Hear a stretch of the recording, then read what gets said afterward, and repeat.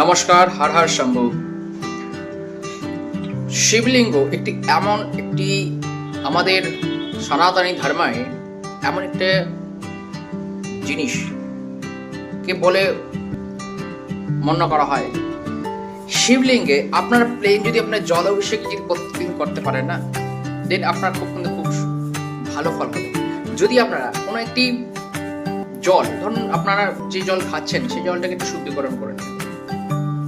নমো গঙ্গে জগদাবনে রামনাথ সিন্ধু গাওয়া জলাশ প্রশ্ন মন্ত্রটি বলে আপনি একটু শুদ্ধিকরণ করে নেওয়ার পর আপনারা প্লেন শিবলিঙ্গের ওপরে আপনার প্রেম যদি নমঃ শিবায় নমঃ শিবায় নমঃ শিবায় নমঃ শিবায় নমঃ কখনো কিন্তু বলবেন না নমঃ বিসর্গ শিবায় নমঃ শিবায় নমঃ শিবায়।